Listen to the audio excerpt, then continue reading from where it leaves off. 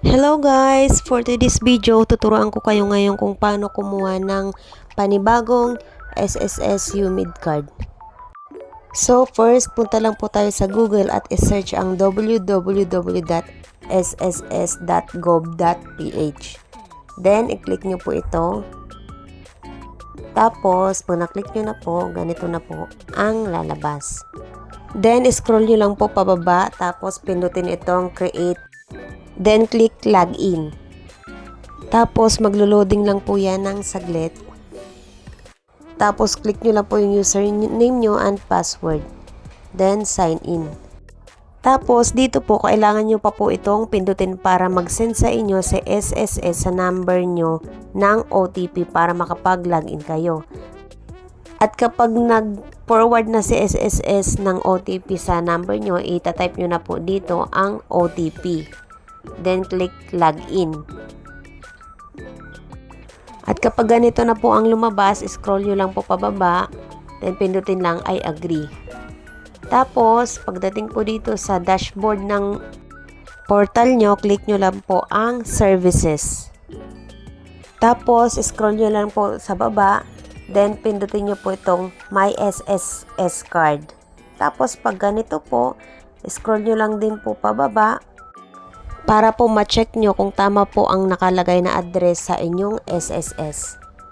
At kapag okay naman po yung address na nakaregister dyan, ay may acknowledge lang po kayo dito sa baba. Scroll nyo lang po at i-click yung box. Then, click next. Then, kapag na-click nyo na po yan, kailangan nyo na po dito mag-live selfie. Then, click nyo lang po ito para sa verification ng SSS.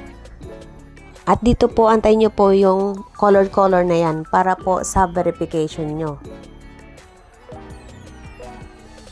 At kapag okay na po ay magsasucess na po yan. At pagkatapos po dyan, click nyo lang po yung next. Then, click nyo po yung proceed.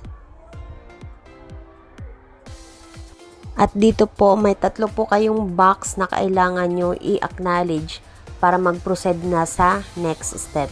Pindutin nyo lang po yung box na yan na maliliit. At press next. At kapag ganito na po yung lumabas, pindutin nyo lang po sa baba yung next.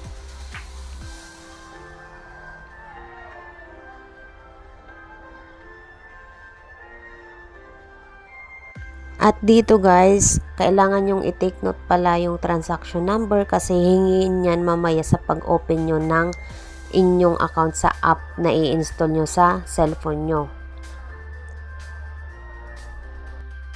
Then next guys, punta na tayo sa pag-install ng RCBC natin. I-search nyo lang dyan RCBC Discartec app. At lalabas na yan. So guys, kailangan nyo ito i-install sa inyong cellphone ha. Ayan. After nyo ma-install yan, i-open nyo na yung app. Tapos, kapag ganito yung lumabas, open nyo lang. Then, ayan, may lalabas na mga notification at kailangan yung i-allow. Pagka ganito guys, antayin nyo lang po dahil naglo-loading pa siya. Tapos dito, pindutin nyo lang tara na sa Discartec. Tapos dito, gumawa ng Discartec account. Tapos, dito pindutin ang gumamit ng SSS reference. Tapos, dito sa baba, scroll nyo lang. Ayan, para mas mabilis. Then, I agree. Next, guys, may mga itatanong sa SS sa inyo na kailangan nyong sagutan. Ayan. Tapos, hihingin niya yung number nyo. Itatype nyo lang dyan yung number nyo.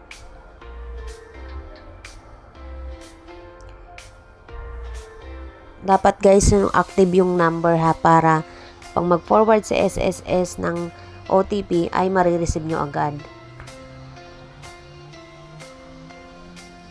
Ayan, kagaya ng sabi ko, mag-forward siya ng OTP sa number nyo. Then, kailangan nyo din dito mag-selfie ulit. Then, click nyo lang, tara na. Tapos, click ulit, susunod. Tapos, dito pala guys, sasubmit kayo kay SSS ng ID nyo. Piliin nyo lang kung anong ID yung meron kayo or available sa inyo. At kapag nakapili na kayo ng ID nyo, pindutin nyo lang yung let's go. Tapos dito guys, ay kailangan nyo ng picturean yung ID nyo. Click nyo lang yung nasa taas. Tapos, picturean nyo na yung ID nyo. Guys, dapat malinaw. At kapag okay na, pindutin nyo lang tong i-save at mag-continue. Then, click nyo lang yung susunod para naman sa selfie nyo.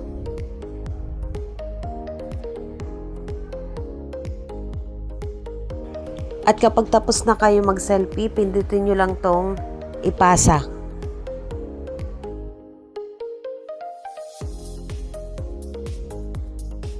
At pagkatapos po niya, ganito na yung lalabas sa inyong app. Pakiantay lang po dahil sa ganitong pagkakataon, medyo matagal po yung loading ng app.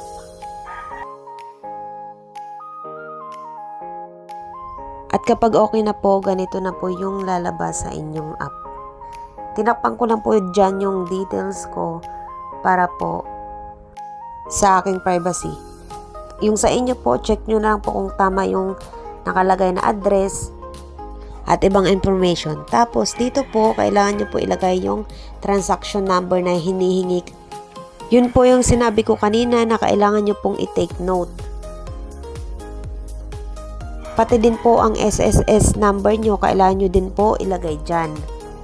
At kapag okay na po, pindutin nyo lang po sa baba. Then, makikita nyo po dyan yung personal details nyo.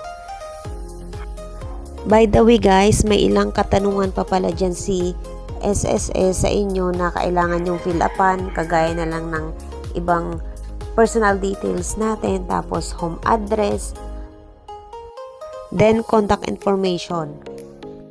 Basta siguraduhin nyo lang po na lahat po ay nasagutan nyo bago po kayo mag-proceed sa next step. Kasi kung hindi nyo po or may nalampasan po kayo, hindi po kayo makakapag-proceed hanggat hindi po kompleto yung mga tinatanong na SSS dyan. At kapag okay na po, pindutin lang po yung nasa baba na susunod. Tapos dito po, kailangan nyo po mag-create ng passcode nyo.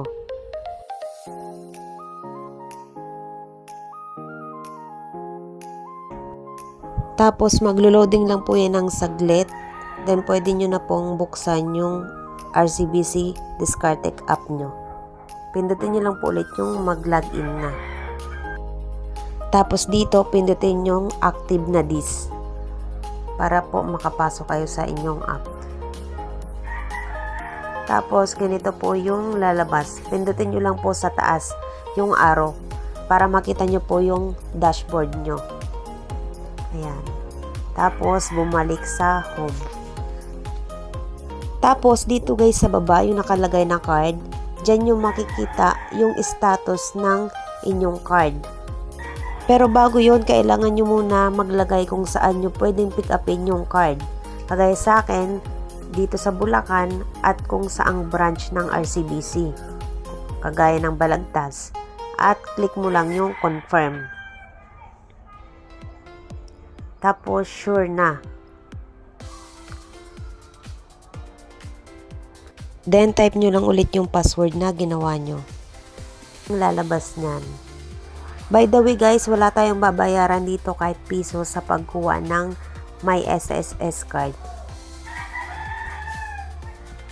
Yan, preparing na siya guys. Then after 1 week, balikan nyo po yung message ni SSS sa portal nyo kapag ganito na. Kapag may nakalagay ng package, ibig sabihin, ready na for pick up yung SSS card nyo.